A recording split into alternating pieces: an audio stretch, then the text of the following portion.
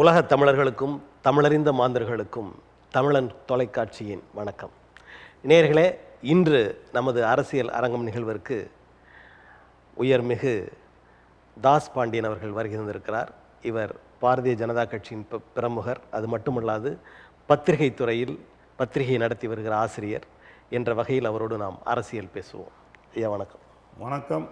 எப்படி இருக்கீங்க? நலமாக இருக்குங்களா? தமிழன் டிவிக்கு வணக்கத்தை தெரிவித்துக் கொள்கிறேன். நன்றி. தமிழ்நாட்டின் அரசியல் எப்படி இருக்கிறது? உங்களுடைய பாரதிய ஜனதா கட்சி அந்த வரிசையில் எந்த இடத்துல இருக்குது அப்படின்னு பார்க்குறீங்க? அதாவது ஆட்சி நடக்கிறது திராவிட கட்சிகள். அதுக்கு இணையாக நேற்று பார்த்தீங்கன்னா மதுரையில் திருப்பரங்குன்றத்தில் ஒரு பெரிய போராட்டமும் ஆர்ப்பாட்டமும் நடந்துச்சு. அந்த கூட்டத்தை பார்த்தாலே உங்களுக்கு தெரிஞ்சிருக்கும் பாரதிய ஜனதா கட்சி தமிழ்நாட்டில் எவ்வளோ வலுவாக இருக்கிறது அப்படின்ட்டு. பாரதிய ஜனதா கட்சியினுடைய கூட்டணி ஆட்சி வரக்கூடிய 26 களங்காணும் ஆட்சி அமைப்பு. உங்கள் கூட்டணியில் இருந்த பாட்டாளி மக்கள் கட்சியின் தலைவர் நிறுவனர் ஸ்டாலின் அவர்களை போய் சந்திக்கிறார். இது வேறு விதமான யூகங்களுக்கு வழிவகுக்காதா? சந்திப்பு நான் போகவே மாட்டேன், பேச மாட்டேன்னாரு. குறை சொல்ல முடியாது. அது எப்படி? அது அரசியல்வாதி திராவிட கட்சிகளுக்கு சொல்லக்கூடிய பொய்கள் தானே. அது அவங்களுடைய வழக்கம். அதனால் அது ஒரு பெரிய விஷயமா நம்ம எடுத்துக்கிடக்கூடாது. இப்போ உங்களை கூட்டணியில் இருக்கிறதுனால இந்த கேள்வி, உங்கள் கூட்டணியிலேருந்து அவர் கூட்டணி மாறுவதற்கான நேரத்தை தொடுகிறாரா அப்படின்றது? அதெல்லாம் எங்கிட்ட கண்டிப்பாக பாட்டாளி மக்கள் கட்சியினுடைய தலைவர் எங்களோடு பயணம் பண்ணுவார். அது எந்த விதமான ஆட்சேபனை இல்லை. யார் வேணாலும் அவரை போய் பார்க்கலாம். இப்போ இந்த நிதிநிலை அறிக்கை அப்படி வந்தது, அதில் தமிழ்நாடு ஒதுக்கப்பட்டுள்ளது, தமிழ்நாட்டின் தேவைகளுக்கு அல்லது இவங்க போய் கேட்டதையெல்லாம் கொடுக்கல அப்படின்ற ஒரு பரப்புரை வெகுவாக பரவி கொண்டிருக்கிறது. நீங்கள் இதுக்கு முன்னாடி காங்கிரஸ் ஆட்சி, மன்மோகன் சிங் ஆட்சியில் காங்கிரஸ் ஆட்சி, அதுக்கப்புறம் வாஜ்பாய் ஆட்சியெல்லாம் நீங்கள் பார்த்தீங்கன்னா தமிழ்நாட்டுக்கு அதிகம் நிதிகள் ஒதுக்கப்பட்டிருக்கு. அப்போ மற்ற டிஸ்ட்ரிக்ட் மற்ற மாநிலம்லாம் கேட்கல. நான் என்ன சொல்கிறேன்னா, ஒரு பையன் ஒரு நொண்டியாக இருந்தால் குருடாக இருந்தால் அவனுக்கு நம்ம குடும்பத்திலே அவனுக்கு ஒரு நிதி அதிகமாக ஒதுக்குறது நம்மளுடைய தாய் தகப்பனுடைய வழக்கம். தமிழ்நாடு செழிப்பாக இருக்குங்கிறீங்க, நாங்கள் தான் திராவிட ஆட்சிகள் நல்லா கொண்டு போகிறோங்கிறீங்க. உங்களுக்கு எதுக்கு நிதி? அப்போ நீங்கள் தமிழ்நாடும் திராவிட மாடல் ஆட்சியும் சிறப்பாக இருக்கிறது என்பதை ஒத்துக்கிறீங்களா? அவங்க சொல்கிறாங்க சார். இப்போ நீங்கள் சொல்கிறீங்களா? நாங்கள் சொல்லலை. அப்படி இருக்கிறதுனால தான் பட்ஜெட்டை குறைச்சி அவங்க நாங்கள் அப்படி இருக்கோம், இப்படி இருக்கோம், அது இருக்கோம், எங்களுக்கு வேண்டான்னு சொல்ல போய் தான் நாங்கள் அவங்க கேட்கணும்ல. நீங்கள் அழுதா தானே உங்களுக்கு பசி. போய் சந்திச்சு கோரிக்கைலாம் கொடுத்துருக்காங்க. என்ன கோரிக்கை? நிர்மலா சீதாராமன் கேஸுகள் எல்லாம் எங்களுக்கு சனாதனத்தை பற்றி பேசிட்டோம், எங்களை தொடாதீங்க, நாங்கள் உங்களுக்கு என்ன இந்த மாதிரி பேசுகிறதா நிதி? நீங்கள் உங்கள் குடும்ப கதையை பேசிட்டு வந்திருப்பீங்க. இல்லை, இப்போ வெளியரங்கமே சொல்கிறாங்க இந்த இதுக்கு நிதி ஒதுக்குங்கன்னு. நாங்கள் போய் நிதி அமைச்சர்கிட்ட கேட்டோன்னு சொல்லி எதுக்கு ஒதுக்குங்கன்னு யார் கேட்டது? இப்போ அந்த தொடர்பாக கனிமொழி அவர்கள், தங்கம் தென்னரசு அவர்கள்லாம் போய் சந்திச்சுட்டு வந்தாங்க. கனிமொழி, தங்கம் தென்னரசு நிதி அமைச்சர்ல சார், அவங்ககிட்டலாம் பல 1000 கோடி வச்சுருக்காங்க சார். அந்த நிதியே இந்த மக்களுக்கு செலவு பண்ணாலே போதும் சார். மத்திய அரசுனா என்ன சார்? மத்திய அரசு இது தேசம், இது நம் நாடு, ஒரே தேசம் சார். இதுக்கு தமிழ்நாட்டுக்குன்னு தனி பட்ஜெட்லாம் போட முடியாது. அவங்களுக்குன்னு ஒரு வரமுறை இருக்குது. நேற்று பார்த்தீங்கன்னா ஒவ்வொருத்தன் டிவியில் சில தொலைக்காட்சியெல்லாம் ஒரு வேரியேஷனாக பேசுகிறானுங்க. ஒரு பாரத பிரதமரை மோடிங்கிறான், மோடி மஸ்தாங்கிறான், அதெல்லாம் என்ன தவறான வார்த்தைகள் சன் நியூஸில் சொல்கிறாங்க சார். இந்த குணசேகரன் ஒருத்தர் பேட்டி எடுக்கிறாரு. அதில் மற்ற கட்சிக்காரங்கள்லாம் பேசும்போதெல்லாம் அந்த வால்யூம் அந்த இதெல்லாம் கொஞ்சம் கம்மியாக தெரியும். இந்த திராவிட முன்னேற்ற கழகத்தினுடைய பேச்சாளர்கள் பேசும்போது மாத்திரம் போல்டாக வச்சுருப்பார், ரொம்ப டைம் கொடுப்பாரு, இடைவேளைலாம் போட மாட்டார். இந்த மாதிரி ஒரு அநியாயமான நீதி அது. இல்லை, அந்த கட்சியை சார்ந்த நிறுவனம் தானே அது. அதில் சார் கட்சியை சார்ந்த நியாயமான ஒரு வார்த்தை வரும்போது ஏன் கட் பண்ணுறீங்க? ஏன் நீங்கள் அதை புறக்கணிக்க மாட்டேங்கிறீங்க? இதை புறக்கணிச்சிட்டோம், நாங்கள் புறக்கணிச்சிட்டோம். சில பேர் பேசும்போது இப்போ பாரதிய ஜனதா கட்சி ரொம்ப விரும்பி பேசுவாங்க. சில பேர் கட்சியில் இல்லாதவங்களே போய் எங்களுக்கெல்லாம் சப்போர்ட் பண்ணி பேசுவாங்க. அதில் பார்க்கும்போது ரொம்ப அநியாயமாக இருக்குது. அவங்க பண்ணுற ஒவ்வொரு இதுவும் அந்த சேனல்லையும் பார்த்துட்ருக்காங்க. இந்த மாதிரி தமிழன் சேனல்லாம் பார்த்தா உண்மை தெரியும். நாங்கள் என்ன பண்ணுறது சொல்லுங்கள்? ஊடகங்கள், தமிழ்நாட்டின் ஊடகங்கள் நடைபெறுகிற ஆட்சிக்கு ஆதரவாக இருக்கிறது அப்படின்னு சொல்கிறீங்களா? இல்லை, கண்டிப்பாக ஆதரவெல்லாம் சொல்ல முடியாது. ஏன்னா முந்தானத்து கூட அவங்க ஒரு ஆர்ப்பாட்ட போராட்டம் வச்சுருந்துருக்காங்க ஊடகங்கள்லாம். எங்களுக்கு நீதி கிடைக்கும், அது கோர்ட்டு ஒரு ஆர்டர் கொடுத்துருக்கு. நீங்கள் அவங்கள துன்புறுத்தக்கூடாதுன்னு கொடுத்துருக்கு, நீங்களும் ஒத்துழைக்கணும்னு கொடுத்துருக்கல. நீதியை நம்ம கேட்டுதானே ஆகணும். நீதித்துறை சொல்லும்போது ஊடகங்களே தெருவுக்கு வந்துச்சுன்னா அப்போ எந்த மாதிரி ஆட்சி நடக்குதுன்னு பாருங்கள். ஊடகம் இந்த இந்த ஜனநாயகத்தில் ஒரு பில்லருங்க. நீங்களே தெருவுக்கு வந்து போராடுறீங்களே, அப்போ ஆட்சி எப்படி இருக்கு? இப்போ உங்களை போன்றவர் இப்படி பேசுகிறீங்க, ஆனால் முதலமைச்சர் என்ன சொல்கிறாரு? நாங்கள் 200 தொகுதிகளை வென்று காட்டுவோன்றார். சார், அது ஒரு விஷயம் தமிழ்நாட்டு மக்களுக்கும் சொல்கிறேன், முதல்வருக்கும் சொல்கிறேன். 5 வருஷம் இந்த தமிழ்நாட்டில் நீங்கள் ஆட்சி அமைக்கணும்னு அரியணை ஏறுறீங்க. 5 வருஷத்தில் 1.5 வருஷமே நீங்கள் பட்ஜெட்டை போடுறீங்க. அதுக்கப்புறம் 3வது வருஷம் தான் அந்த 1000 ரூபா பாஸ் ஆகும் இந்த திட்டம்னு கொண்டு வரீங்க. அதை ஒரு 10 மாதம் கொடுக்குறீங்க. இனி 1.5 வருஷம் இருக்குது, ஒரு 12 மாதம் இருக்குது. நீங்கள் இப்போமே நீங்கள் எலெக்ஷனுக்கு போயிட்டீங்க. ஏன் இந்த 10 மாதம் மக்களுக்கு என்னென்ன சேவை செய்யணுமோ அதை போய் செய்கிறத விட்டுட்டு நாங்கள் தான் வருவோம், நாங்கள் தான் வருவோம், நாங்கள் அங்கே போவோம், இங்கே போவோம், ஏன் இப்போவே நீங்கள் ஓட்டு கன்வின்ஸ் பண்ணுறீங்க? இல்லை, இப்போ அவங்க கொடுக்குற 1000 ரூபாய் நிறுத்தலையே, தொடர்ந்து கொண்டு தானே சார். நீங்கள் இந்த 1000 ரூபாயை கொடுத்துட்டு நீங்கள் மக்கள் சொல்கிறாங்க, இந்த 1000 ரூபாயை எங்கிட்ட கொடுத்துட்டு டாஸ்மாகில் பிடிக்கிறாங்க.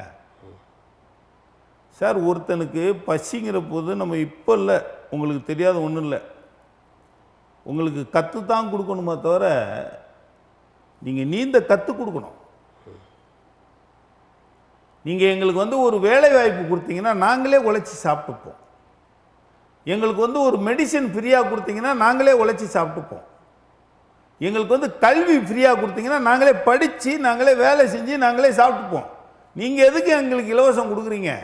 இப்போ தமிழ்நாட்டில் இருக்கிறவங்களுக்கெல்லாம் வேலை கொடுத்து, அதுவும் இல்லாமல் வடநாட்டில் இருந்து வர்றவங்களுக்கும் வேலை கொடுத்துட்டு இருக்கிறது தமிழ்நாடு அப்படின்னு சொல்கிறாங்க. சார், வடநாடு என்ன சார்? வடநாடு இந்தியா சார். இது இந்தியா. இந்தியாவில் அவன் எங்கே பசி எடுக்க போய் ஏழைப்பாலம் தான் வேலைக்கு போவான். எவனாச்சும் பணக்காரன் டெல்லியிலேருந்து, மத்திய பிரதேசத்துலேருந்து, காஷ்மீர்லேருந்து தமிழ்நாட்டுக்கு வரானே, ஏழைப்பாலை எங்களை மாதிரி உள்ளவங்க தான் அங்கங்கே வேலை செஞ்சு தானே சாப்பிட்றோம். நாங்கள் போய் வேலைக்காரன் அங்கேயும் ஸ்டேட் விட்டு ஸ்டேட் திருடி சாப்பிடல.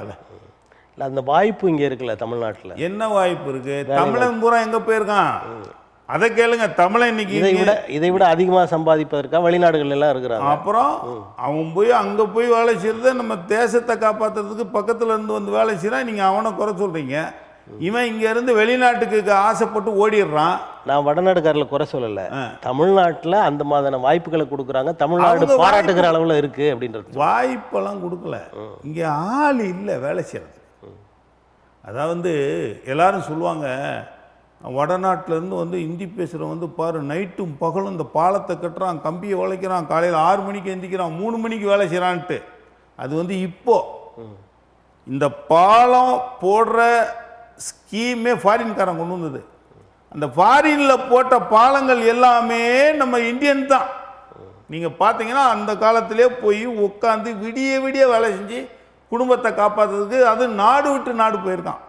இது ஒரு பெரிய விஷயம் இல்லை, ஒருத்தரும் வேலை செய்கிறது இல்லை. அப்படி இருந்த தமிழர்கள் இப்போ முன்னேற்றம் அடைந்திருக்கிறார்கள். ஆமாம், போய் வேலை செஞ்சதுனால. அதற்கு திராவிட மாடல் ஆட்சி காரணம்.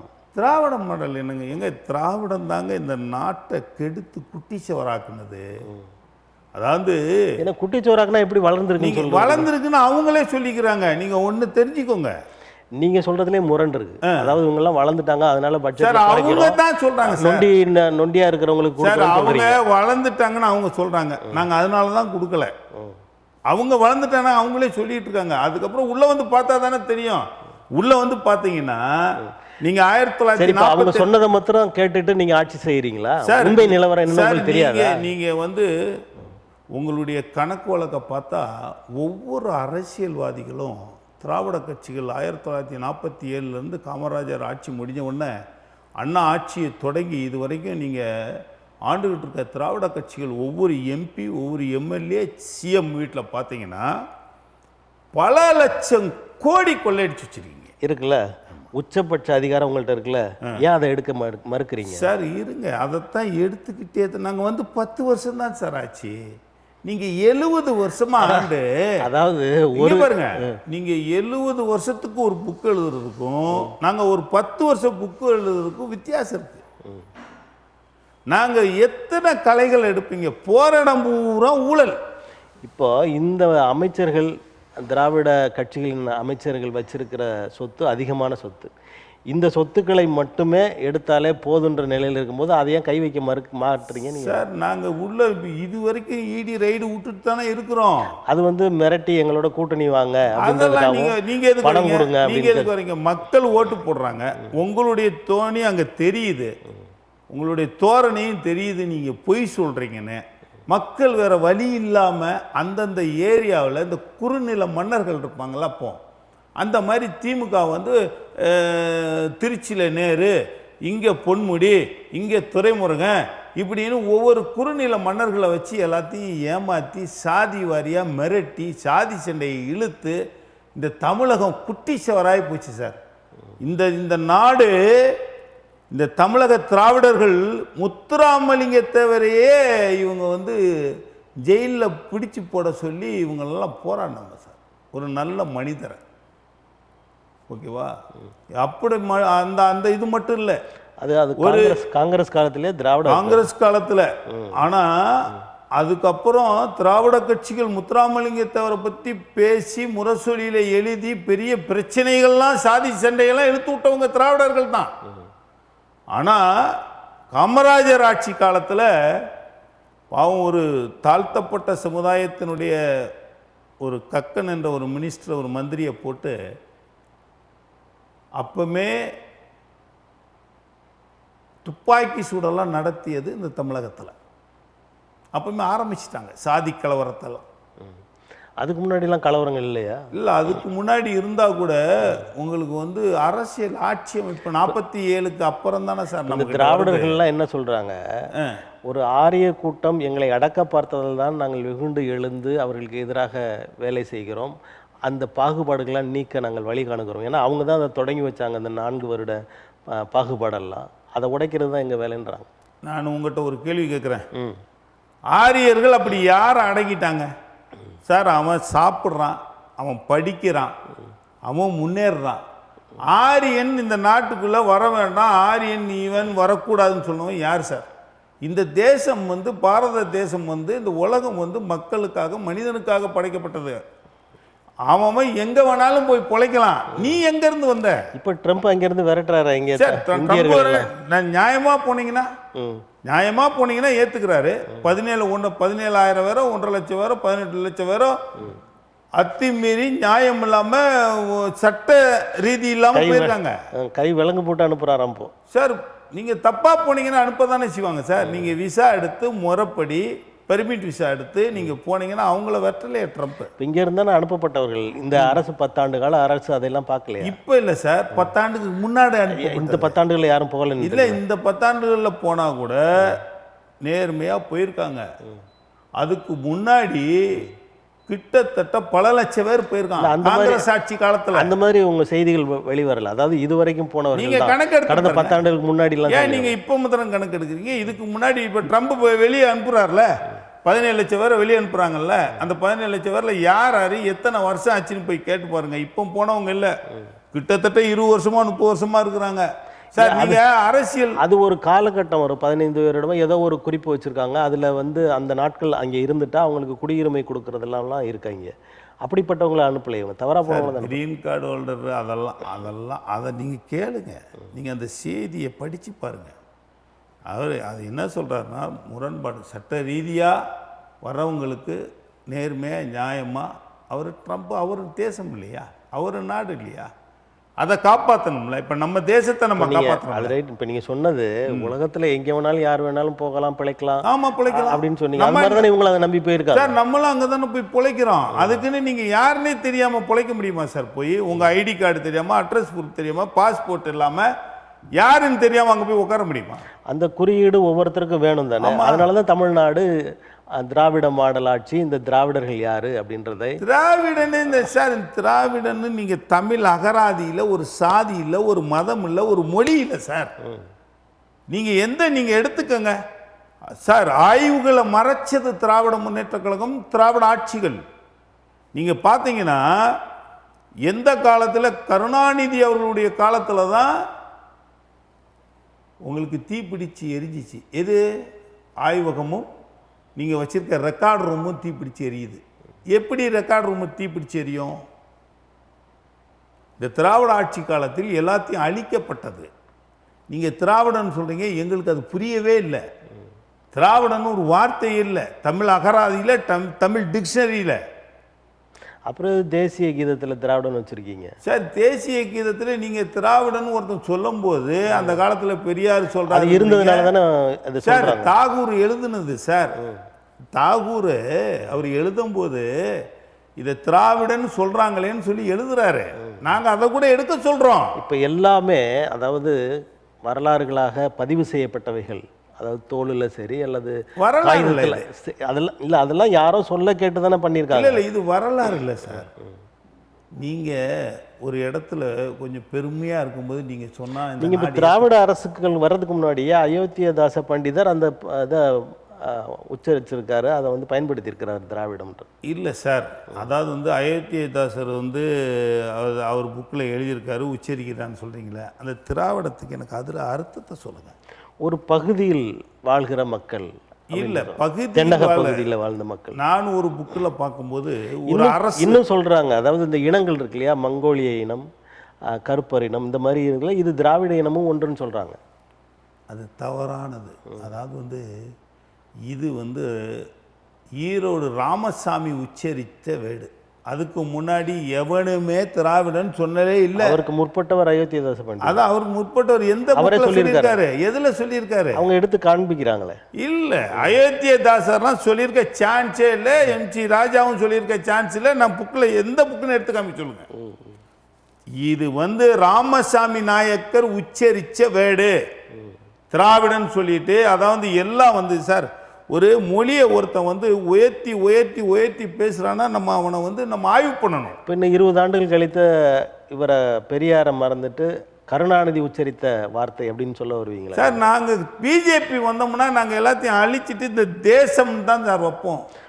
தமிழ்நாடு தமிழர்கள் பாஷைன்னு தான் வைப்போம். இது தமிழ்நாடு தான், திராவிடனாலாம் வைக்க மாட்டோம். பொதுவாக பிஜேபிக்கு அழிக்கிறது தான் வேலையா சார்? ஆமா, திராவிடன் போய் சொன்னா எங்க தமிழ்நாடை திராவிட நாடுன்னு சொன்னா தமிழ்நாடுன்னு சொன்ன சார். தமிழ்நாடு இருக்கக்கூடியது ஏற்கனவே இருந்து வருகிற ஒன்று, மரபுன்னு பேசிக்கிறீங்க. இந்த மரபுப்படி இந்த கோயிலுக்குள்ள போகக்கூடாது, உயர்ந்து ஜனாதிபதியாக இருந்தால் கூட போகக்கூடாதுலாம் சொல்கிறீங்க. இங்கே ஒரு மரபு இருக்குது தமிழ்நாட்டில், அதை நீங்கள் மீறுவது என்ன மரபு? மரபு வேற, நீங்கள் சொல்றது மரபு. இதில் மரபை சேர்த்து வரலாறும் இருக்கிறது. திராவிட பொய் வார்த்தைகள் வேற, மரபு வேற. அதாவது மரபு காலங்காலம் தொட்டு கிட்டத்தட்ட எந்த ஆதாரமும் இல்லாதது மரபு சார். ஆதாரம் இருக்கிறது. உங்களுக்கு எந்த ஆதாரம் வேணும்? என்ன ஆதாரம் வேணும்? எதுக்காக ஆதாரம் வேணும்? இப்போ நிறைய கல்வெட்டுகள், தோள்கள், அதெல்லாம் இல்லையே ஒன்றும். நீங்கள் தான் மொத்த வரலாறு புத்தகங்களில் பார்த்தா அதெல்லாம் இல்லையே. எந்த வரலாறு புக்கு ஒரு புக்கை சொல்லுங்க. வரலாறு புக்கு என்ன வரலாறு? நான் கேட்குறது, இந்த திராவிடர்களை பார்த்து நான் கேட்குறேன், வரலாறு புக்கை எடுத்து போடு. நீ எழுதின புக்கு வரலாறு இல்லை. 100 வருஷத்துமே வரலாறு இல்லைன்னு நாங்கள் சொல்கிறோம். நீங்கள் 400 வருஷத்துக்கு முன்னாடி குப்த பேரரசு, நாயக்கர் பேரரசு, முகலாய பேரரசு ஆண்டதே வரலாறு இல்லை. அதுக்கு முன்னாடி தான் வரலாறு. நீங்கள் இஸ்லாமியர்கள் தோண்டின காலத்தை பார்த்தீங்கன்னா 1400 ஆண்டுகள், அதாவது கிறிஸ்து பிறந்து 630வது ஆண்டு தான் இஸ்லாம் தோன்றுது. புரியுதா உங்களுக்கு? இந்த 1400 வருஷம் தான். அதுக்கு முன்னாடி இயேசு கிறிஸ்துக்கு முன்னாடிலாம் புத்தர் இருக்காரு, அதுக்கு முன்னாடி தமிழா இருக்கிறான். தொல்காப்பியம் எழுதப்பட்டது 5300 ஆண்டுகளுக்கு முன்னாடி. நிறைய இருக்கு சார் வரலாறு. நீங்க பாருங்க, நீங்க குழந்தை பிறக்கும் போது அதைத்தான் அந்த தொல்காப்பிய காலங்கள், எந்த சமயமும் இல்லாத காலங்கள், அதுதான் தமிழர் சமயம், தமிழருடைய அப்படின்னு சொல்றீங்களா? நீங்க இடையில வந்து இது இந்த சாமி அந்த சாமின்னு பூத்துனது தானே பிரச்சனை. அது இல்ல தமிழர்கள் காலம் சொல்றீங்கல்ல. ஏன்னா இப்ப கூட இரும்பு காலம், இரும்பை கண்டுபிடிச்ச 5300 ஆண்டுகளுக்கு முன்பே இரும்பு பயன்படுத்தப்பட்டிருக்கிறது தமிழ்நாட்டில். அந்த நாட்களில் இருந்த புதைப்பொருள்லாம் பார்த்தீங்கன்னா இந்த எந்த சாமி மண்ணுக்குள்ளே தான் சார் இரும்பு இருந்து வந்துருச்சு. இதுக்கு முன்னாடி 5000 ஆண்டுகளுக்கு முன்னாடி பைபிளில் எழுதப்பட்டது. நோவான்னு ஒருத்தர் இருந்தார். அவர் சொன்னார், இந்த இரும்பு மிதக்குனார். இந்த இரும்பு மிதக்கும், கடலில் மிதக்குனார். எவனும் நம்பலை. அதுக்கப்புறம் தான் கப்பலை கண்டுபிடிச்சாங்க. இரும்பு மிதக்குன்னு சொன்னாங்க சார். அப்போ அதுக்கு முன்னாடியெல்லாம் கண்டுபிடிச்சிட்டாங்க. நீங்கள் பைபிளை வாசிங்க. அதுக்கப்புறம் அதுக்கப்புறம் இயேசு கிறிஸ்து புதிய ஏற்பாடுக்கு அப்புறம் வந்து நீங்கள் வந்து முகமது நபிக்கு அப்புறம் வந்து குரான் வந்துச்சு. அதுக்கு முன்னாடி தமிழர்கள் தொல்காப்பியம், 10 பாட்டு, 8 தொகை எல்லாமே இருக்குது சார். அதெல்லாம் நீங்கள் படித்து பார்க்கும்போது திராவிடம்னு ஒரு வார்த்தை கூட அதில் இல்லை. ஏன் நம்ம தமிழ்நாடுன்னு ஏன் சொல்ல மாட்டோம், தமிழர்கள்னு ஏன் சொல்ல மாட்டோம்? ஏன் கருணாநிதி வந்து சார், கருணாநிதி ஆட்சி அமைக்கும் போது கருணாநிதி யார், அவருடைய ஆர்ஜன் என்ன, அதுக்கப்புறம் இப்போ அவங்க குடும்பமே ஆண்டுக்கிட்டு இருக்கு. இவங்களுக்கும் நமக்கு என்ன சொந்தம், இதெல்லாம் தமிழர்கள் ஆய்வு பண்ணாங்க சார். நீங்கள் வந்து அடுத்தவனை ஆரியனை பேசும்போது உங்களை பேச மாட்டானா? ஆரியன் இல்லைன்னா இந்த இந்தியா தேசத்தில் நியாயம் இல்லை, ஆரியன் நீதி கிடைக்காது சார். அத்தனை பிராமணனும் இது யாரும் ஏற்றுக்கொள்ள முடியாத ஒரு வாதம். நீதியை வந்து ஒரு பாகுபாடு கொண்டு வந்ததே அவர்கள்தான். ஏன் அவங்க மட்டும் இருக்கிறாங்க? அதாவது ஒரு வர்ண முறையை கொண்டு வந்து இவன் உயர்ந்தவன் பிறப்பால்ன்றதே மோசடி இல்லையா? அதெல்லாம் நீங்க எல்லாம் ஒரு சிறந்த ஒரு அரசியல்வாதி, கொஞ்சம் யோசிச்சு பேசுறவங்க. இது தவறான கேள்வி. இந்த மாதிரி சாதிகளை எல்லாம் கொண்டு வந்தது யார்? இல்ல, தவறான கேள்வி. இதை எதுக்கு தூண்டி விட்டுருக்காங்கன்னா, பிராமணன் பார்க்கறது அதுக்கு கீழே இருக்கிற அனைத்து சாதிகளையும் பார்க்கறான், எஸ்சியை மட்டும் பார்க்கல. கீழ் மேல்ன்றீங்க, நீங்க அப்ப நீங்க வந்து எஸ்சிக்கு மேல 10 சாதிக்காரன் எங்களை வந்து கீழ்னு பார்க்கறான், நீங்க அதை கேட்க மாட்டேங்க. இது மொத்தமாவே வேண்டாம்னு சொல்றாங்க சார். நீங்க இன்னைக்கு தாழ்த்தப்பட்டவன் எஸ்சி, அதுக்கு முன்னாடி பிசி, ஓபிசி, இதுல எல்லா சாதி, இன்னைக்கு ஒரு 10 சாதி இருக்கு தமிழ்நாட்டில். இதை கொண்டு வந்தவங்க அந்த ஆதி வேரை பிடுங்க வேண்டும் என்பதுதான் திராவிடத்தோட. நீங்க அதெல்லாம் பிடுங்கல. பெரியார் என்ன பண்றாருன்னா, எஸ்சிகளையும் பிராமணர்களையும் திரிச்சு விடுறாரு. பிராமணன் வந்து எங்களை எஸ்சிகளை மட்டும் பார்க்கல, அதுக்கு மேல 10 சாதி இருக்கு. இல்ல, இப்ப பட்டியலினம்ன்றது ரொம்ப பிற்படுத்தப்பட்ட கீழான நிலையில இருக்கு. அவர்களை முன்னேற்ற வரணும்னு சொன்ன அம்பேத்கர், அவர் தான் முதலாவது மனிதன் வச்சுக்கோங்களேன். அதாவது மிகச்சிறந்த ஒரு ஆளுமை. அவர் அந்த மக்களை முன்னேற்ற பதை கொண்டு வரணும்னு நினைக்கிறார். அவரே பார்ப்பனர்களை விமர்சிக்கிறார்ல, அப்போ அவர் சொல்கிறது தவறுன்னு சொல்லுவார் சார். அவர் விமர்சிக்கிறாருன்னா அவருக்கு நடந்த கொடுமைகள், காங்கிரஸ் காலத்தில் இந்த காங்கிரஸ் தலைவர்கள்லாம் அவர் செய்த கொடுமைகள், அந்த அது ரெண்டாவது பிறப்பின் நேரிலிருந்து காந்தி வரைக்கும் அவரை பண்ணின கொடுமைகள்லாம் பார்த்தீங்கன்னா அவரை சொல்கிறதுக்கு வாய்ப்புகள் அதிகம். நீங்கள் வந்து எங்களுக்கு பிராமணன் மேலே என்ன தெரியுமா ஒரு பெரிய ஒரு சந்தோஷமான செய்தி, பிராமணன் இந்த நாட்டில் இருக்கணும். எதுக்கு இருக்கணும் நாங்கள் ஆசைப்படுறோம் தெரியுமா? இந்த தாழ்த்தப்பட்ட மக்களை, தாழ்த்தப்பட்ட மக்களுக்கு மேலே இருக்கிற ஒரு 10 சாதி இருக்கு. அந்த சாதி பூரா இந்த தாழ்த்தப்பட்ட மக்களுக்கு எங்களை அடிக்கிறான், சாதி ஒதுக்கி வைக்கிறான், பெஞ்சில மேலே நீ இங்கே உட்கார வைக்கிறான், சாப்பாடை கொடுக்க மாட்டேங்கிறான். இது வந்து காலங்காலமாக இந்தியாவில் நடந்துகிட்டு இருக்கு.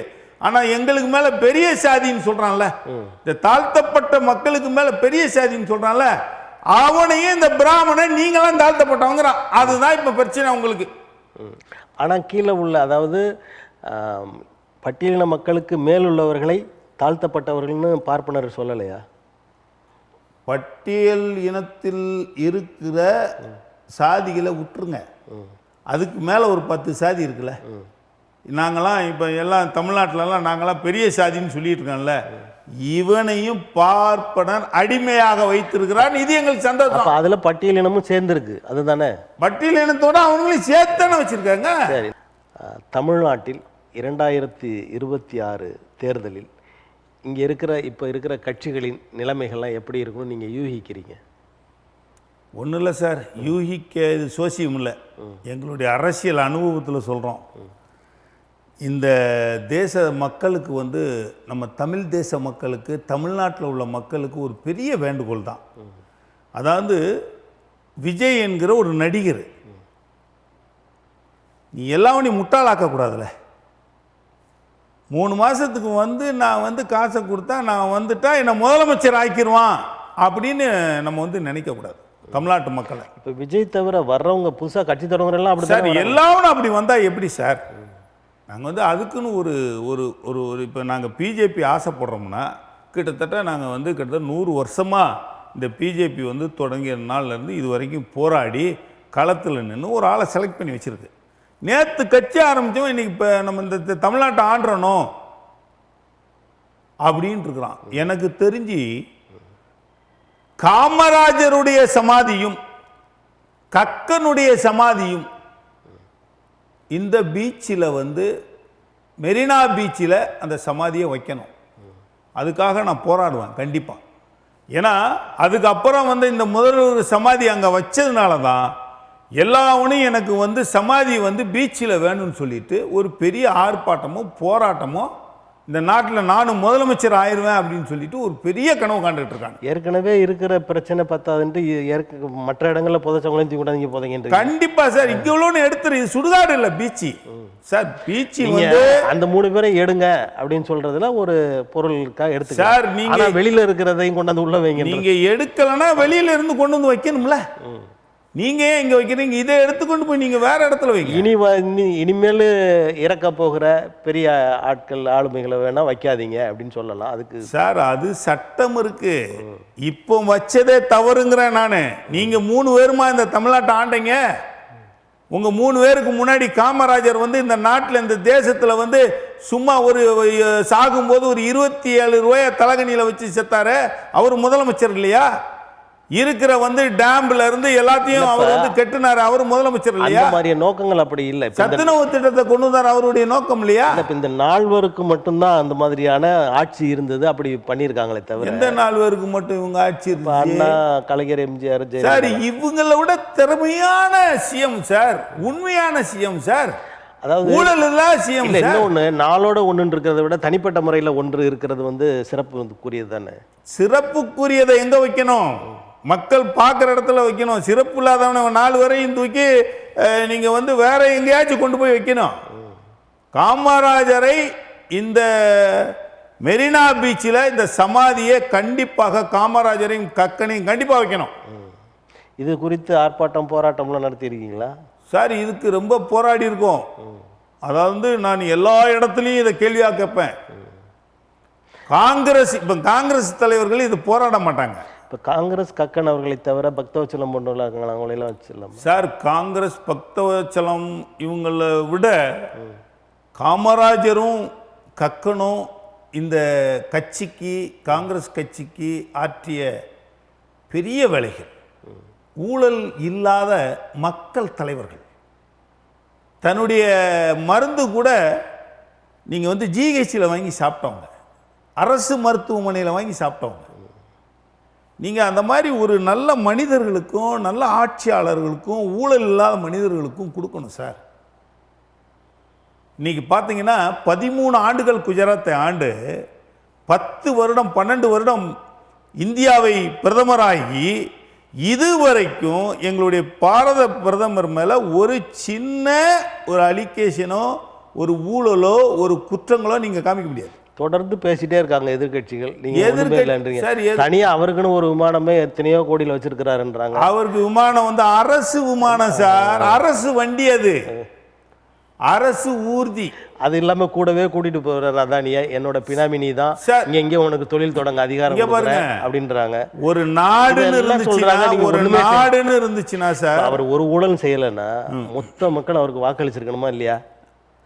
சார் நீங்க இஸ்லாமியர்கள் இத்தனை பெர்சன்டேஜ் இருக்கீங்க, கிறிஸ்தவங்க ஏன் அவங்க விரும்பல? நீங்க எதிரா இருக்கீங்க, நீங்களாம் எங்களுக்கு ஓட்டு போட மாட்டீங்க. இந்த இஸ்லாமியர்களோ அவங்களுக்கு எதிராக மோடி இருக்கிறார் அப்படின்னு இல்ல, அப்படி இல்லை. நீங்களே இந்த திராவிட கட்சிகள் போல் ஒரு பிம்பத்தை இவங்கெல்லாம் வந்து ஒரு பிம்பத்தை உருவாக்கிட்டாங்க. இஸ்லாமியர்களுக்கும் கிறிஸ்தவர்களுக்கும் இந்த பாரதிய ஜனதா கட்சி எதிரின்னு சொல்லிட்டு திராவிட கட்சிகள் சும்மா பொய்ய பேசி நாசம் பண்ணி வச்சிருக்காங்க. சரி, நீங்க அந்த பிம்பத்தை ஏன் உடைக்கல? சார் நாங்க உடைக்கிறது தான் ட்ரை பண்றோம். இன்னைக்கு இஸ்லாமியர்களுக்கு பதவி கொடுத்துருக்கோம், எங்க கட்சிக்கு வாங்குங்கிறோம். இன்னைக்கு ஏதாச்சும் ஒரு மசூதியில பிரச்சனைனா, மசூதி பக்கத்துல ஒரு சின்ன பிரச்சனைனா நாங்க போய் நிக்கிறோம். மசூதியில பிரச்சனை, மசூதியை உடைச்சிட்டு அடுத்து இந்து கோயில்ல கட்டுறீங்க. சார் மசூதி இருக்கிற இடத்துல மசூதி இருந்துச்சுன்னா நல்லா இருக்கும் சார். இப்போ நீங்க திருவல்லிக்கேணியில பாருங்க, 47க்கு பிறகு இருக்கிறது அப்படியே இருக்கட்டும் தானே சொல்லியிருந்தாங்க. ஆமா, நீங்க போய் தோண்டி இதுல அது இருந்தது, அதுக்கு முன்னாடி அது இருந்ததெல்லாம் சொன்னீங்கன்னா அதுக்கு முன்னாடி புத்த மடங்கள்லாம் இருந்திருக்கும், விகார்கள்லாம் இருந்திருக்கும். அதெல்லாம் எடுத்துட்டு அவங்க பௌத்த கொண்டாடினாங்கன்னா அதை நாங்கள் எங்களுக்கு பயன்படுத்தணும்னு சொன்னாங்கன்னா ஒத்துப்பீங்களா? சார் அதாவது வந்து ஒரு பெரிய விஷயத்தை கேட்டுக்கோங்க. நம்ம பாரத தேசத்தில் உள்ள இஸ்லாமியர்கள் எல்லாம் எல்லோரும் இந்தியர்கள். அவங்கள நான் வந்து கிறிஸ்தவர்களும் இந்தியர்கள் இப்படிலாம் சொல்கிறீங்க. ஆனால் மோடியே பேசுகிறாரு இஸ்லாமியர்கள் நீங்கள் 2 இது, அதாவது இந்துக்கள் 2 மாடு வச்சுருந்தா 1 மாட்டை அவங்க எடுத்துகிட்டு போயிடுவாங்க, இஸ்லாமியர்கள் எடுத்துகிட்டு போயிடுவாங்க, இந்த காங்கிரஸ் அவங்களுக்கு துணையாக இருக்கும், இப்படிலாம் பேசுகிறாங்க. இதெல்லாம் வந்து மன வேறுபாட்டை இஸ்லாமியர்களை சொல்லலை, காங்கிரஸ்காரர்களை சொல்லுகிறார். நீங்கள் ஏன் தவறாக எடுத்துக்கிறீங்க?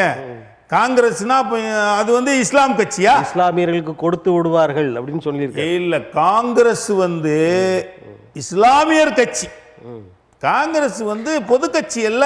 சரி, நீங்க பாத்தீங்கன்னா நீங்க நேருக்கு அப்புறம், நேரு மகளுக்கு அப்புறம் காங்கிரஸ் இஸ்லாமியர்களுக்கான கட்சினா இவங்க ஏன் தனித்தனியா முஸ்லீம் லீக் அது இதுன்னு வச்சிருக்காங்க?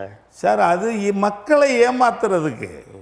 நீங்க இந்திரா காந்தியோட ஹஸ்பண்ட், அவரோட ஹஸ்பண்ட் பேர் என்ன பேர்? ஃபெரோஸ் கான். நீங்க காந்தின்னு வச்சுக்கிட்டீங்க. அப்ப இதுல வந்து ராஜீவ் காந்தி எங்க வந்துருவாரு, ராகுல் காந்தி எப்படி வந்துருவாரு? அவங்கெல்லாம் எல்லா சமூகத்தையும் ஒன்றாக பார்க்கிறார்கள், அதனாலதான் எல்லாரையும் ஒன்னா. சார் அப்ப நீங்க 70 வருஷம் சாதி இல்லாம ஆக்கிருக்கணும்ல. அங்க எஸ்சியும் ஒருத்தன் ஒரு 4 பேர் கீழே கிடந்து அந்த சாக்கடை அல்றவன் அந்த 10 ஜாதியில வரமாட்டாங்கல்ல சொன்னீங்க. அதாவது இவ்வளவு காலமா ஆண்டு ஒரு 70-80 ஆண்டு காலம் ஆண்டுட்டாங்க.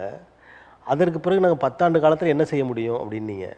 அதையே நீங்கள் சொல்லலாம்ல. அதாவது 1000 காலமாக, 1000 ஆண்டு காலமாக, அல்லது அதுக்கு முன்னாடியோ பின்னாடியோ சாதி சமூகத்தை கட்டமைப்பை வச்சிருக்கிறத எப்படி அவங்க 70 வருஷத்துல முடிக்க முடியாது? அவங்க கேட்க மாட்டாங்க. இல்ல 70 வருஷத்துல நாங்க இருந்தோம்னா முடிச்சிருவோம். இனி எங்களுக்கு 10 வருஷம் கொடுங்க. இதெல்லாம் சாதி இருக்காது, சாதி இருக்காது சார் இந்தியாவில். All Indians. சாதி இருக்காது, சாதி கட்டமைப்பே இருக்காது, அதாவது மத பிரச்சனைகள் இருக்காது. எல்லாம் சொல்றீங்க, ஒரே நாடு ஒரே தேர்தலும் ஒரே சாதின்றத ஒரு சட்டமா கொண்டு வந்த செயல்படுத்த அதைத்தான் சார் நாங்க கொண்டு வர ட்ரை பண்றோம். நான் வந்து கண்டிப்பா யாரு ஏத்துக்கிட்டாலும் ஏத்துக்கலைனாலும் அவங்களுடைய மசோதா, உங்கள் விருப்பங்களை மசோதா தாக்கல் பண்ணி சட்டமாக்கிறீங்க. இதை ஏன் பண்ண முடியல சார்? நாங்க பார்க்குற டைமு, நான் பாரத பிரதமரை பார்க்கும்போது கண்டிப்பாக இந்த மனுவை கொடுப்பேன். உங்களை மாதிரி ஒரு சிலர் இருக்கிறீங்க. இல்ல ஒரு சிலர், பாரதிய ஜனதா கட்சி அப்படி இல்ல சார். அதாவது இந்த தேச கட்டமைப்பில் நீங்களே சொல்றீங்க, ட்ரம்ப் வந்து இந்த மாதிரி பண்றாரு அவர் தேசத்தில். நான் என்ன கேட்குறேன், கிட்டத்தட்ட 196 நாடு இருக்கு. இதில் கிட்டத்தட்ட 140 நாடுகளுக்கு மேலே 140 நாடுகள் கிறிஸ்தவ நாடாக இருக்கு. கிட்டத்தட்ட 46-50 இஸ்லாமியர்கள் நாடா இருக்கு. எங்கேயாச்சும் ஒரு இந்து நாடு இருக்கா? அதை யாருமே கேட்க மாட்டேங்கிறீங்க. அது மாதிரி ஒரு தமிழனுக்குன்னு ஒரு நாடு இருக்கா? தமிழர்களுக்கு தமிழன் தான் சார் இந்தியன். அப்ப தமிழ்நாடுன்னு வச்சோட இந்தியாவை தூக்கிட்டு பாரதம்னு என் பேர் வைக்கிறீங்க சார்? பாரத்னா தமிழ்நாடு மட்டும் குட்டியா தனியா இங்கே தீவுல இல்ல, அதாவது இந்தியாவில் இருக்கு. உள்ள குறைந்த மக்கள் தொகை கொண்ட பல நாடுகள் இருக்கு. அதை விட எத்தனையோ மடங்கு அதிகமான மக்கள் தமிழ்நாட்டில் இருக்கிறோம். ஏன் தமிழ்நாடு நீங்க இந்தியா உடைக்க சொல்றீங்களா? இந்த மாதிரி பேச ஆரம்பிச்சிருவீங்க. அதாவது இந்துக்களுக்கு ஒரு நாடு வேணும், அது மாதிரி தமிழனுக்கு ஒரு நாடு வேண்டாமா? இது வந்து எப்படி பேசுறா? இங்க வர இந்துக்கள் வந்து மதம் சார், தமிழன் எங்க இனம் மதமே இல்லைன்றாங்களே, அப்புறம் இல்ல என்ன மதம்? எது மதம்? அவன் சார் அவன் சாமியை வச்சு கும்பிடுறான், தமிழர்களை பொறுத்த சார் கல்லை வச்சு கும்பிடுறான். தமிழர்களை பொறுத்த மதம் கிடையாது, அதுதான் தொடக்கமே. மதம் கிடையாது தமிழர்களுக்கு, சாதியும் கிடையாது தமிழர்களுக்கு. இதையெல்லாம் கொண்டு வந்தவர்கள் பார்ப்பனர்கள் அப்படின்னு தான் வரலாறு இருக்கு, அப்படி தான் சொல்றாங்க. அதான் நடந்துட்டு இருக்கு. அதை நீங்க எதிர்க்காம தமிழர்களை பற்றிய தமிழர்கள் தவறான சார் நீங்க வந்து ஒரு 10 சாதிக்காரன் சேர்ந்து தாழ்த்தப்பட்ட சமுதாயம்னு ஒரு 10 சாதியை ஒதுக்கலாம். பிராமணன் வந்து எல்லாவனுமே எங்களுக்கு கீழே தான் சொன்னது, உங்களுக்கு என்ன தவறு தெரியுது? அந்த உருவாக்குனவன் இருக்கான்ல, அவன் தவறு, அவன் தவறானவன் அப்படின்னு தான் சொல்றாங்க. அப்படி சார் நீங்க அப்படி பார்த்தா பிராமணன் தான் இந்த சாதியை உருவாக்குனா தமிழ்நாட்டில் அப்படின்னு பார்த்தா மற்ற ஸ்டேட்லலாம் இருக்கிறது தமிழ்நாட்டில் இல்லை, மொத்தமாவே. சரி எங்க இந்தியாவிலையா? ஆமா. இல்லை உலகத்திலையா? இந்தியாவில் தான். எங்க மற்ற சரி நாடுகள் உலகத்தில் நிறவரி இருக்காது? நிறவரி இருக்காது. அது வெள்ளையர்களுக்கும் அவர்களுக்கும் உள்ள பிரச்சனை இல்லை சார். நிறவரி, சமூக விரோதம், இந்த மாதிரி சமய சீர்திருத்தம் இல்லாமல் மத பிரச்சனைகள் இருக்கிற ஏரியாவில் அங்கேயும் பிராமணன் இருக்கானா? இப்போ ஒரு பிரச்சனைன்றது ஒவ்வொரு இடத்தை பொறுத்து மாறுது தானே, மாறிக்கிட்டு தானே இருக்கும். அந்த மாதிரி அங்கே உள்ள மாற்றங்கள் அது அப்படிதானே நினைக்க தோணுது. இப்போ நம்ம நிறவரியை நம்ம ஆதரிக்கல, தமிழர்கள் இங்கே இருக்கிற நிறவரியை ஆதரிக்கல. இந்தியன் ஆட்சி அமைப்பு, இந்தியனுடைய சட்டம், சட்ட ரீதியாக இந்தியாவில் அனைவரும் சமம். இந்தியாவில் உள்ள அனைத்து மாநிலங்களும் இந்தியாவில் உள்ளதுதான். இதெல்லாம் பிரிக்கக்கூடாது, இது சட்ட விரோதம். தமிழனும் இருக்கான் இந்தியாவில். இங்கே இருக்கிறவங்க சிலர் சொல்கிறாங்க, இந்த சனாதனம் என்பது பாகுபாடு உள்ளது, அதனால சமத்துவமாக இருக்கணும்னு தான் நினைக்கிறோம் அப்படின்னு எழுச்சி தமிழர்லேருந்து ஸ்டாலின்லேருந்து எல்லாருமே பேசுகிறாங்க. சனாதனத்தை ஆதரிப்பது பாஜக, ஆகவே அவர்கள் பிரித்தாள்கிறவர்கள் அல்லது பிரித்து பேசுகிறோன்னு சொல்கிறாங்க. இது எது உண்மை? நாங்கள் பிரித்து பேசுகிறோம், பாஜக சனாதனத்தை பிரித்து பேசுகிறோம். இதே திராவிட கட்சிகள் வந்து இன்னைக்கு வந்து எத்தனை மாவட்ட செயலாளர்கள் அந்த தாழ்த்தப்பட்ட சமுதாயத்துக்கு கொடுத்துருக்கீங்க? எத்தனை மந்திரி நீங்க கொடுத்துருக்கீங்க? உயர்கல்வி அமைச்சரே அவர் தானே சார். இப்போ கொடுத்துருக்கீங்க, எதுக்கு கொடுத்துருக்கீங்க? தாழ்த்தப்பட்ட சமுதாயத்தில் இருக்க கட்சிகள் வந்து எங்களுக்கு ஆட்சி உரிமை வேணும் கேட்ட உடனே நீங்க வந்து ஒரு தாழ்த்தப்பட்ட சமுதாயத்துக்கு அதுக்கு முன்னாடி உயர்கல்வின்னு கொடுத்துருக்கீங்க. ஒரு நீதி அரசரே பட்டியலினத்திலிருந்து கொண்டு வந்து திராவிட இயக்கம் தானே சொல்றாங்க. எந்த நீதி அரசரை நீங்க கொண்டு வந்தீங்க? அவரு வரதராஜன் ஒரு பேர். எத்தனை கடலூர்ல இருந்து இங்க சார் எத்தனை நீதி அரசர் இருந்தாங்க? எத்தனை நீதி அரசர்? இந்த மாதிரியான சமூக மாற்றங்கள் கீழ்நிலையில் இருக்கிறவங்க எல்லாம் முன்னேற்றியது திராவிட ஆட்சிகள் அப்படின்னு சொல்றாங்க சார். ஒரு நீதி எடுத்துக்காட்டு சொல்றாங்க. ஒரு நீதி அரசரை கல்கட்டாவிலேருந்து தமிழ்நாடு வரைக்கும் துரத்துனாங்க. இந்த திராவிட கட்சிகள் ஏதாச்சும் ஒரு பாதுகாப்பு கொடுத்துச்சா? அந்த நீதியரசரோட நிலை என்ன? கர்ணன் என்ன சொல்றீங்களா? அவருடைய ஒரு தாழ்த்தப்பட்ட ஒரு அவரோட நிறைய குற்றச்சாட்டுகள் பாஜக மேல தானே இருக்கு சார். குற்றச்சாட்டு பாஜக மேல இருந்தாலும் இந்த தமிழ்நாட்டை ஆண்டது திராவிட கட்சிகள். இந்த திராவிட கட்சிகள் அவருக்கு ஒரு பாதுகாப்பு கொடுத்துச்சா? இதே நீங்க இந்த திராவிட கட்சிகள் இதே இருக்கிற சமூகம், அதாவது வந்து வன்னியர் சமூகம், நாடார் சமூகம், தேவர் சமூகம், மற்ற ஒரு புறமலை ஒரு கிட்டத்தட்ட ஒரு 10 சாதிகளுக்கு மட்டும் நீங்கள் பாதுகாப்பு கொடுக்குறீங்க. அந்த 10 சாதிகளுக்கு மட்டும் நீங்கள் வந்து மாவட்ட தலைவர், மாவட்ட செயலாளர் பதவி கொடுக்குறீங்க. ஒரே ஒரு எஸ்சி மாவட்ட செயலாளர் கொடுக்குறீங்க. நீங்கள் வந்து இந்த தாழ்த்தப்பட்டவனை பார்க்கும்போது ஏன் பிராமணன் பார்க்கக்கூடாது? உங்களையும் சேர்த்தானே பார்க்குறான். அது எங்களுக்கு சந்தோஷம் தானே சார். பிராமணன் கீழே எல்லாவனும் தாழ்த்தப்பட்டவன் தான், அதுதான் எங்களுக்கு சந்தோஷம். எனக்கு ஒரு கண்ணு போனாலும் பரவாயில்ல, அவனையும் தாழ்த்தப்பட்டவன் நினைக்கிறார்ல. பிராமணன் எனக்கு ரொம்ப பிடிக்கும். ஏன்னா அவன் சாப்பிட்றான், அவன் வேலை செய்யறான், அடுத்தவன் அடுத்தவன் மண்ணுக்கு அவன் வந்து கெடுதலை பண்றதா இல்ல. அதாவது இது பிராமணர்கள் பேசல, நம்ம இந்த பிராமணியம் என்ற கொள்கை தவறு. இல்ல இல்ல இல்ல, தவறா சொல்றீங்க. பிராமணன் இந்த தேசத்துல இந்தியாவில் இல்லைன்னா இந்த இந்தியா அழிஞ்சு விடும். நான் இன்னைக்கு சொல்றேன், பிராமணன் இல்லைன்னா நீதி இருக்காது. எத்தனையோ பிராமணர்கள் நான் என்னுடைய வயசுல என்னுடைய எக்ஸ்பீரியன்ஸ்ல சொல்றேன். நீங்க அடிமையா இருக்க வேண்டும் என்பதா என்ற சூளுரைத்து கொண்டே வாழ்கிறீர்களா? சார், எங்களுக்கு முன்னாடி ஒரு 10 சாதிக்காரன் எங்களை அடிமையா வச்சிருக்கான். பிராமணனுக்கு அடிமையா இருந்தா என்ன கெட்டு போச்சு? வெளியில வரணும், நம்ம விடுதலை ஆகணும்னு நினைக்கல. அவன்ல இருந்து நாங்க ஏன் விடுதலை? இந்த 10 சாதிக்காரன் சார், எங்க ஊர்ல இங்கே நீங்கள் தமிழ்நாட்டில் கன்னியாகுமரியிலேருந்து சென்னை வரைக்கும் எடுத்துக்கிட்டிங்கன்னா எங்களை பல சாதிகாரன் எங்களை வந்து இப்போ இந்த தாழ்த்தப்பட்ட சமூகத்தை அடக்கி வச்சு நாங்கள் தாண்டா பெரியவனு. இன்னைக்கும் அட்ராசிட்டி நடந்துகிட்டு இருக்கு. எத்தனையோ பெண்கள் இன்னைக்கும் வருஷத்துல கற்பழிக்கிறாங்க. இப்ப இதெல்லாம் ஒரு சின்ன விஷயம் தண்ணியில மலங்கன் கலந்ததை இது வரைக்கும் இத்தனை வருஷமா கண்டுபிடிக்க முடியல. இதுதான் தாழ்த்தப்பட்டவன் இருக்க கிராமத்துல நீங்க ஏன் சார் அதை கலக்கணும்? நீங்க தான் கண்டுபிடிச்சு குற்றப்பத்திரிகை தாக்கல் பண்ணிருக்கீங்க சார். அது நீங்க தானே என்னத்தை கண்டுபிடிச்சீங்க? அந்த ஊர்க்காரன் பட்டியல் இனத்தவன், அந்த ஊர்க்காரனுக்கு தான் அந்த தண்ணி வருது, இந்த ஊர்க்காரனே மலத்தை கலந்துட்டான். இதானே உங்களுடைய வாதம்? இல்ல சில சமூக விரோதிகள் அவர்களை தூண்டி விட்டு அப்படி பண்ணியிருக்காங்கன்ற கூட சொல்றாங்க. சார், அவன் தூண்டி விட்டான். அவன் தண்ணியா இருந்தாங்க. அவங்க அப்பா அவங்க அம்மா அவன் சொந்தக்காரன் தானே குடிக்கிறான். அவன் எப்படி பண்ணியிருப்பான்? அதை ஒருத்தனுக்கு கொஞ்சம் கூட மனசாட்சி இல்லையா? அந்த மாதிரி சிந்தித்து பார்த்து செயலாற்றுகிற தன்மை எல்லாருக்கும் இருக்குன்னு நினைக்கிறீங்களா? சார், 100% இருக்கும். தன்னுடைய சமூகம், தன்னுடைய குடும்பம், தன்னுடைய கிராமம் நம்ம பண்ணக்கூடாதுன்னு கண்டிப்பாக அவனுக்கு இருக்கும். நீங்கள் அன்னைக்கே செல்ஃபோனை ஒட்டு கேட்டவங்க அன்னைக்கே கேட்க முடியாதா? செல்ஃபோனு ட்ராக்கை 2 நிமிஷத்தில் போலீஸ் எடுத்துரும். நீங்கள் போலீஸ்காரர்களையே குறை சொல்கிறீர்களே, நாங்கள் என்ன பண்ணுறது? வேலை செய்ய விட்டாதானே போலீஸ்காரர்களும் வேலை செய்வாங்க. திராவிட ஆட்சிகள் என்ன தெரியுமா சார்? நீங்கள் உண்மையிலே ரொம்ப அநியாயம் பண்ணுறீங்க. திராவிட கட்சிகள் நானும் பார்த்துட்டேன். இன்னைக்கு திராவிட கட்சிகள் அந்த கட்சி ஆண்டுச்சுன்னா தமிழ்நாட்டை தான் ஆளுது. எல்லா தமிழர்களும் இந்த நாட்டை சேர்ந்தவர். நீ உன்னுடைய கட்சிக்காரனுக்கு உதவி, உன்னுடைய கட்சிக்காரர்களுக்கு தான் கான்ட்ராக்டு. இல்லை, அதுலேயே சில என்ன சொல்கிறாங்கன்னா நிர்வாகிகளுக்கு மட்டும்தான் வருது, மற்ற உறுப்பினர்களுக்கெல்லாம் வரலன்னா அவங்களுக்கு. உறுப்பினர் கண்டிப்பாக வராது சார். எல்லாமே நீங்கள் கோபாலபுரத்துக்கே எல்லாமே முதலமைச்சர் வீட்டுக்கே தானே போகுது. உங்களுக்கு நீங்கள் எந்த தொழிலை எடுத்தாலும் கப்பம் கட்டணும். இது வெள்ளைக்காரன் ஆட்சியோட மோசமாக இருக்கு திராவிட ஆட்சிகள். இதெல்லாம் நீங்கள் இந்த தமிழ்நாட்டு மக்கள் பார்த்துக்கிட்டே இருக்கக்கூடாது. நீ பணம் வாங்கி ஓட்டு போடாதங்கிற. நீ எதுக்கு பணம் வாங்கி ஓட்டு போடுற? உன்னோட 5 வருஷத்தினுடைய உன்னுடைய உரிமைகளை இழக்கிற, உன்னுடைய வேலைகளை இழக்கிற, உன்னுடைய அடுத்த தலைமுறை இழக்கிற, உன்னுடைய பிள்ளைகள் படிப்பை இழக்கிற, மருத்துவத்தை இழக்கிற.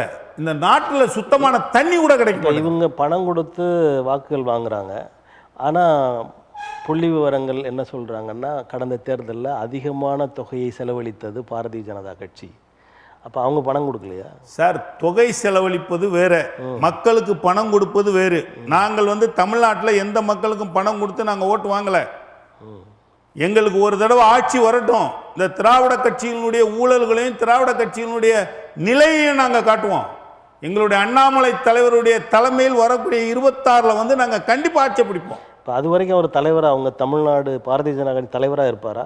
தலைவராக இருப்பார், கண்டிப்பாக இருப்பார். வரக்கூடியதில் அவரை தான் தலைவராக தேர்ந்தெடுக்கப்படுறாங்க. அவருக்கு பின்னாடி நாங்கள் இளைஞர்கள்லாம் அந்த உண்மையான தலைவர் பின்னாடி ஒரு ஐபிஎஸ்ஸை தூர உதறிட்டு வந்திருக்காரு. மக்களுக்கு நன்மையை செய்யணும், உண்மையை செய்யணும். தமிழ்நாடு இந்த மாதிரி கெட்டு குட்டிச்சவராக இருக்குது 70 வருஷமா அப்படின்ட்டு தன்னுடைய ஒரு பெரிய உயர் பதவியை திறந்துட்டு வந்திருக்காரு. இப்போ அதை விட உயர்ந்த பதவியான அந்த மாவட்ட ஆட்சித்தலைவருக்கான பதவி அதையே விட்டுட்டு ஒருத்தர் வந்திருக்காருல, சசிகாந்த். அங்கே அவரால் ஒர்க் பண்ண முடியல சார். அவரால் ஒர்க் பண்ண முடியல. அவர் ஐஏஎஸ்ஸாக இருந்து அந்த மக்களுக்கு நல்லதை செய்கிறத விட ஆசைப்பட்ட அரசியலுக்கு வந்திருக்கிறாரு. ஐஏஎஸ் ஆகி நீங்கள் உங்கள் மக்களுக்கு ஐஏஎஸை விட வேற ஒரு உயர் பதவி இல்லை. நீங்கள் இதை வச்சுக்கிட்டு நல்லதை உங்கள் மக்களுக்கு செய்யலாம். அதே விட்டுட்டு வர்றாருன்னா அப்போ அந்த காங்கிரஸ் கட்சி சரியான கட்சி அப்படின்றது இல்லை இல்லை இல்லை இல்லை. காங்கிரஸில் கூடாரம் காலி ஆகிப்போச்சு. காங்கிரஸில் ஆள் இல்லை. செல்வ பெருந்தகை வந்தப்புறம் அதில் உறுப்பினர்கள் அதிகமாக இருக்காங்க, கட்டமைப்பு நல்லா இருக்குன்னு சொல்கிறாங்க. நீங்கள் செல்வ பெருந்தகையெல்லாம் நீங்கள் ஒரு விஷயமா நம்ம சொல்லக்கூடாது சார். காமராஜர் ஒரு பட்டியலினத்திலிருந்து ஒரு தலைவராக இருந்திருக்காரு. நீங்கள் பாராட்ட நீங்கள் பட்டியலினத்தில் இருந்தால் எத்தனையோ நல்ல மனிதர்கள்லாம் இருக்கிறாங்க, கக்கன் மாதிரி உள்ள ஆளுகள் இருக்கிறாங்க. நீங்கள் அந்த வாய்ப்பு செல்வ பெருந்தகை கொடுத்தா அவர் செல்வ பெருந்தகைக்கு வாய்ப்பு கொடுத்தது யாரு கொடுத்தது? யாரு கொடுத்ததுன்னு போய் காங்கிரஸில் கேளுங்க. செல்வ பெருந்தகை மக்களாலெல்லாம் தேர்ந்தெடுக்கப்படல. செல்வ பெருந்தகை லிஸ்ட்டை போய் நீங்கள் பாருங்கள். ஏற்கனவே எங்களுடைய அண்ணாமலை தலைவர் சொல்லியிருப்பார், நீங்கள் எந்த கேஸில் இருக்கீங்க, எப்படி உங்கள் பணம் சம்பாதிச்சிங்க, நீங்கள் எப்படியெல்லாம் இருக்கிறீங்க, உங்களை எப்படி தலைவராக்குனாங்கன்ட்டு. அந்த காங்கிரஸ் கட்சிக்கு செல்வ பெருந்தகை ஒரு பட்டியலினத்தில் எத்தனையோ இருக்காங்க போடலாம், எத்தனையோ மனிதர்கள் இருக்காங்க போடலாம். பட்டியலினத்தவர்கள் போட்டதில் எங்களுக்கு ரொம்ப சந்தோஷம்தான், அதை வந்து சந்தோஷமாக தான் இருக்கிறோம். ஆனால் நீங்கள்லாம் மோடியை பற்றி பேசுகிறதுக்கு அருகதை அற்றவர்கள். எங்களுடைய தலைவனை பற்றி இந்த இன்னைக்கு ஒரு ஸ்டேட்மெண்ட்டு, நேற்று ஒரு ஸ்டேட்மெண்ட், வாய் இருக்கிறதுனால ஸ்டேட்மெண்ட்டு கொடுக்கக்கூடாது. நீ யார் நான் யாருன்னு பின்னாடி திரும்பி பார்க்கணும். அதை செல்வ பெருந்தகை ஃபஸ்ட்டு பார்க்க சொல்லுங்கள். நான் யார், செல்வ பெருந்தகைனா யார் அப்படின்னு பார்க்க சொல்லுங்கள். அதுக்கப்புறம் எங்களுடைய பிரதமரை விமர்சிக்கலாம். நாங்கள் வந்து இப்போ நான் ஸ்டாலினை விமர்சிக்கிறேன் அப்படின்னா, நான் ஒரு சமூகத்திலேருந்து வந்திருக்கேன், நான் ஒரு கரைப்படாத உள்ளத்துக்கு சொந்தக்காரன், என் மேலே என்ன தவறு இருக்குது, நீங்கள் பண்ணின என் சமூகத்துக்கு பண்ண தவறு அடிக்கிட்டே போகலாம்.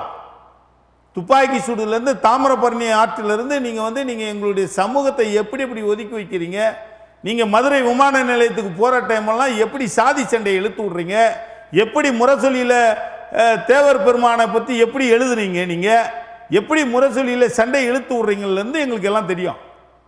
அதனால நாங்கள் வந்து ஸ்டாலினை எதிர்த்து பேசுகிறோம்.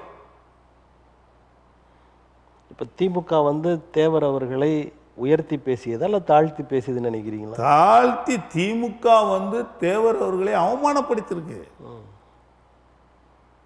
சார். அதாவது வந்து அப்போ பட்டியலின மக்களை உயர்த்தி பேசியிருக்காங்க.